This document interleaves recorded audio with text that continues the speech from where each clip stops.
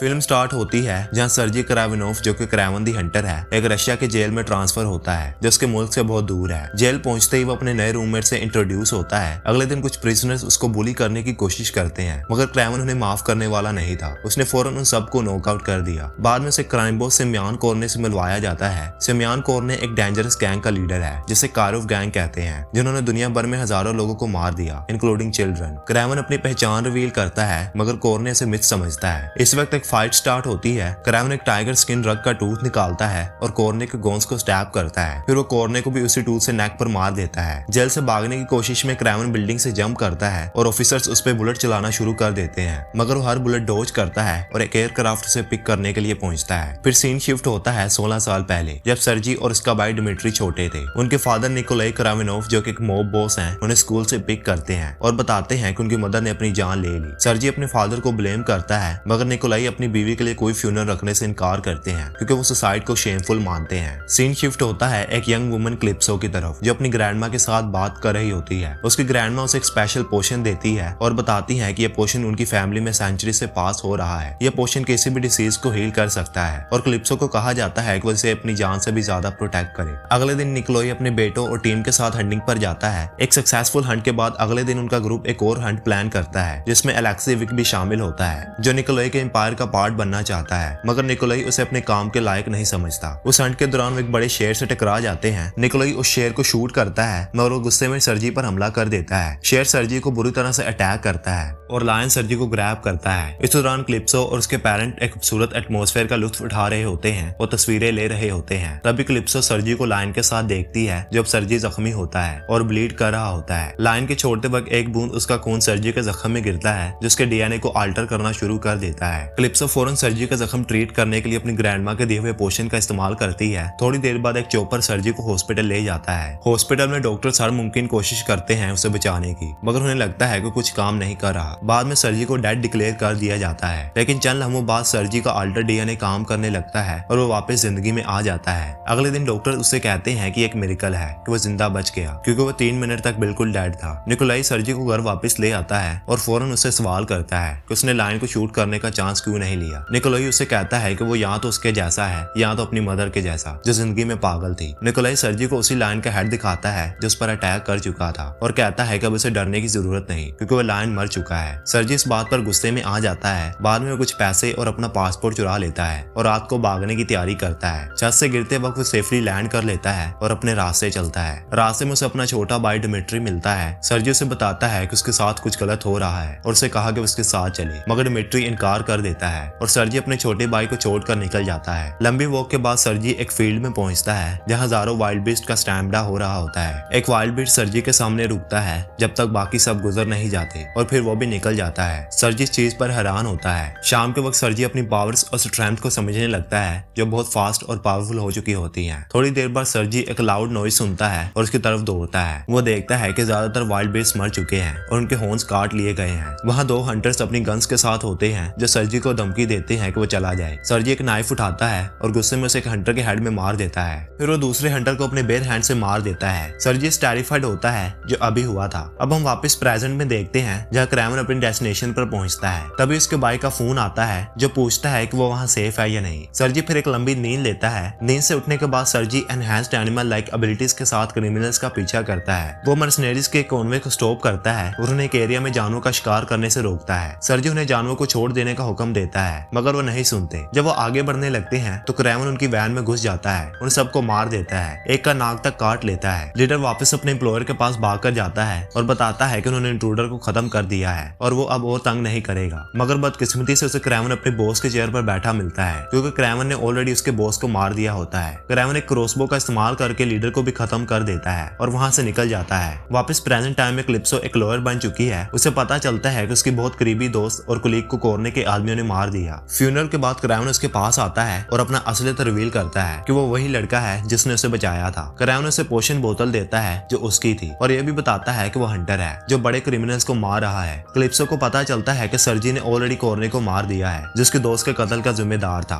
अगले दिन सर्जी और क्लिप्सो दोबारा मिलते हैं। क्लिप्सो सर्जी का शुक्रिया अदा करती है। सर्जी उसे बताता है कि वो क्लिप्सो को बहुत अरसे से ढूंढ रहा था और खुश है कि उसने उसे पोशन देकर बचा लिया। सर्जी क्लिप्सो को बैड क्रिमिनल्स की एक लिस्ट देता है मगर क्लिप्सो से कहती कहती है कि अगर वो लिस्ट में लोगों का पीछा करता रहा तो वो लोग जिनसे वो प्यार करता है उन्हें नुकसान पहुंच सकता है। अब अलेक्सी एक मर्सनेरी बन चुका है जो अपने कोरने के साथ मिलकर क्रावन की किलिंग स्प्री के बारे में पता करता है। अलेक्सी इस मौके का फायदा उठाने की कोशिश करता है निकोलाई के क्रिमिनल एम्पायर को लेकर। अलेक्सी और ब्रैरी पावरफुल क्रिमिनल्स के पास जाते हैं उन्हें अपने साथ मिलाने के लिए, मगर वो मना कर देते हैं। ये देखकर अलेक्सी अपनी म्यूटेशन पावर दिखाता है जो उसकी स्किन को हार्ड कर देती है। अलेक्सी की म्यूटेशन उसे रीनो में बदल देती है जो सीरम के जरिए कंट्रोल में रखता है। अलेक्सी का गनमैन सभी क्रिमिनल्स को मार देते हैं मगर 2 जिंदा बचते हैं। उनमें से एक दूसरे को मारकर अलेक्सी के साथ काम करने की ऑफर एक्सेप्ट कर लेता है। निकोलाई अपने बेटे के बर्थडे के लिए एक पार्टी होस्ट करता है। डिमिट्री अपने डैड के लिए गाना गाता है। रात के वक्त एक गोंड जो अलेक्सी के साथ गया था निकोलाई को मारने की कोशिश करता है मगर निकोलाई उसे शील्ड बना लेता है। एक शूट आउट शुरू हो जाता है जो कई लोगों की जान लेता है और डिमिट्री की बर्थडे पार्टी खराब हो जाती है। डिमिट्री सब कुछ देखकर शौक हो जाता है और अपने क्लब की हालत देखकर नाराज होता है। निकोलाई अपने बेटे का घबराना पसंद नहीं करता और उसे मैन अप होने को कहता है। अलेक्सी को क्रावन के रशिया प्रिजन से भागने की फुटेज मिलती है और वो समझ जाता है कि सर्जी क्रावन निकोलाई का बेटा है। अगले दिन क्रावन डिमिट्री को सरप्राइज करने उसके अपार्टमेंट पहुंचता है और उसका बर्थडे विश करता है। डिमिट्री अपने भाई को नए कपड़े देता है और दोनों डिनर के लिए जाते हैं। डिनर पर वो दोनों सर्जी के स्ट्रॉन्ग होने की बात करते हैं मगर उनका बैठक निकोलाई के आने से खत्म हो जाता है। तीनों साथ ड्रिंक करते हैं। सर्जी अपने भाई डिमिट्री को बेड पर ले जाता है। डिमिट्री सर्जी को माफ कर देता है कि उसने उसे उनके डैड के साथ छोड़ दिया था। सर्जी उससे माफी मांगता है। अगली सुबह क्रावन डिमिट्री के साथ ज्यादा वक्त बिताने के लिए उसके अपार्टमेंट जाता है मगर वहां पहुंचकर देखता है कि घर मैस में है और डिमिट्री को अलेक्सी को गोन्स ने किडनैप कर लिया है। क्रावन शहर के बीच उनका पीछा करता है, विंडोज और वॉल्स तक तोड़कर उन्हें पकड़ने की कोशिश करता है मगर वो हेलीपैड तक पहुंच जाते हैं। अलेक्सी के गोन्स एक चॉपर में भाग जाते हैं लेकिन क्रावन उनका पीछा नहीं छोड़ता। वो चॉपर को नीचे गिराने की कोशिश करता है मगर उस पर गोली चलाई जाती है। चेस के दौरान क्रावन एक गोन को मार देता है मगर बदकिस्मती से अलेक्सी डिमिट्री के साथ भाग जाता है। क्रावन क्लिप्सो के पास जाता है और सिचुएशन समझाता है। क्लिप्सो उससे वादा करती है कि वो तमाम रिसोर्सेज यूज करके उसके भाई को ढूंढ देगी। क्रावन फिर अपने डैड निकोलाई के पास जाता है और इनसे लोगों के बारे में पूछता है मगर निकोलाई कहता है कि शायद ये उसके पुराने दुश्मन है। निकोलाई क्रावन को बताता है कि एक मुश्किल मामला होगा क्योंकि उसके दुश्मनों की लिस्ट लंबी है। निकोलाई क्रावन को एक तोहफा दिखाता है जो डिमिट्री की काटी हुई उंगली होती है। साथ ही धमकी मिलती है कि 48 घंटों के अंदर 20 मिलियन रस्म चुकाई जाए। क्रावन अपने डैड से कहता है कि रस्म दे दिया जाए मगर निकोलाई मना कर देता है और कहता है कि पैसों का नहीं ईगो का मसला है। अगर वो रकम दे दे तो ये उसकी कमजोरी साबित करेगा। क्रावन डिमिट्री को ढूंढने के लिए एक अलग जगह जाता है मगर ये अलेक्सी का ट्रैप होता है। अलेक्सी के आदमी उस पर मिसाइल फायर करते हैं मगर क्रावन वक्त पर एस्केप कर लेता है। एक गोंद से सवाल करते वक्त क्रावन को पता चलता है कि इस सब के पीछे रीनो है। अलेक्सी डिमिट्री को इन्फॉर्म करता है कि उसका असल टारगेट डिमिट्री नहीं बल्कि क्रावन था। डिमिट्री को किडनैप करना बस एक जरूरत बन गया था। अलेक्सी डिमिट्री को यह भी बताता है कि उसका भाई सर्जी ही क्रावन दी हंटर है। वो डिमिट्री को अपनी रीनो वाली हालत और उसके होने वाले दर्द के बारे में बताता है। वो एक बायोकेमिस्ट्रिक डॉक्टर माइल्स वॉरेन का जिक्र करता है जो न्यूयॉर्क में है और उसकी हालत का इलाज कर रहा है। अलेक्सी क्रावन के आने का इंतजार करते हुए एक असैसिन द फ्रीनर को हायर करता है। द फ्रीनर वक्त को मैनिपुलेट कर सकता है जिससे वो तेज हरकतें करता है जैसे किसी के हाथ से गन छीन कर उसी को मार देना। क्रावन क्लिप्सो की मदद करता है जब अलेक्सी के गोन्स उसके लो फिम पर हमला करते हैं। वो दोनों जंगल की तरफ निकलते हैं डिमिट्री की लोकेशन ढूंढने के लिए। जंगल में उनका सामना एक वाइल्ड कैट से होता है जो एक कब होती है। क्रावन उसके साथ रैसल करता है और फिर क्लिप्सो के साथ मिशन जारी रखता है। अलेक्सी के गोन्स को पता चलता है कि क्रावन उनके करीब है तो वो जंग की तैयारी करते हैं। क्रावन भी अपनी तैयारी शुरू करता है। जंगल में पहली वाली वाइल्ड कैट अलेक्सी के गोन्स पर हमला करती है जो क्रावन को उनके करीब पहुंचने का मौका देती है। क्रावन कुछ गोन्स को मार देता है। फॉरेस्ट में द फ्रीनर क्रावन का सामना करता है और उस पर एक पावरफुल टॉक्सिन वाला डार्ट फायर करता है। टॉक्सिन क्रावन को हेलुसिनेट करने पर मजबूर करता है कि वो स्पाइडर से गिरा हुआ है। द फ्रीनर उस पर 2 और डार्ट फायर्स करता है और उनके दरमियान एक लंबी और इंटेंस लड़ाई होती है। क्रावन और फ्रीनर के दरमियान इंटेंस फाइट के बाद जब फ्रीनर क्रावन को एग्जीक्यूट करने वाला होता है क्लिप्सो एक एरो से फ्रीनर की आंख में मारकर उसे एलिमिनेट कर देती है। उसके बाद वो अपने मैजिक पोशन से क्रावन को हील करके दोबारा खड़ा कर देती है। मीनवाइल अलेक्सी के गोन्स को लगता है कि फ्रीनर ने क्रावन को मार दिया है इसलिए अलेक्सी डिमिट्री को कॉन्वे के जरिए मूव करने का प्लान बनाता है। क्रावन एक वाइल्ड बीस्ट स्टैम्बडे छोड़कर उन्हें रोकता है। अलेक्सी इस वक्त अपने आप को पूरी तरह रीनो में ट्रांसफॉर्म कर लेता है और एक इंटेंस बैटल शुरू होती है। क्रावन के अटैक्स रीनो की थिक स्किन को डैमेज नहीं करते लेकिन एक क्रिटिकल मूवमेंट पर क्रावन रीनो के सीरम इंजेक्शन पॉइंट को आइडेंटिफाई करता है और उस पर एक टूल से अटैक करता है जो रीनो की स्किन को पेनिट्रेट कर लेता है। क्रावन अलेक्सी को वायर से बांधता है और स्टैम्बडे में गिरा देता है जहां अलेक्सी मर जाता है। बाद में क्रावन को पता चलता है कि यह सब निकोलाई का ट्रैप था। उसने डेलिबरेटली अलेक्सी को क्रावन की आइडेंटिटी के बारे में बता दिया था ताकि क्रावन अलेक्सी को मार दे। रिवेंज के तौर पर क्रावन निकोलाई के गन से बुलेट्स निकाल देता है और उसे एक बियर के सामने हेल्पलेस छोड़कर चला जाता है जहां निकोलाई की मौत हो जाती है। 1 साल बाद क्रावन और डिमिट्री एक नाइट क्लब में मिलते हैं लेकिन डिमिट्री रिवील करता है कि अब वो कोमिलियन बन गया है एक शेप शिफ्टिंग सूट के जरिए जो उसे डॉक्टर वॉरेन ने दिया था। भाइयों के दरमियान फिर से टेंशन होती है और वो अलग हो जाते हैं। क्रावन अपने घर लौटकर एक गिफ्ट और नोट देखता देखता है जो निकोलाई ने छोड़ा होता है। नोट में लिखा होता है कि क्रेवन भी एक हंटर है, बिल्कुल निकोलाई की तरह। क्रेवन गिफ्ट ओपन करता है जो कैनिमल पेल्ट वेस्ट होता है और उसे पहनकर वो मिरर के सामने रिफ्लेक्शन देखता है, जिसके साथ ही मूवी यहीं पर खत्म हो जाती है।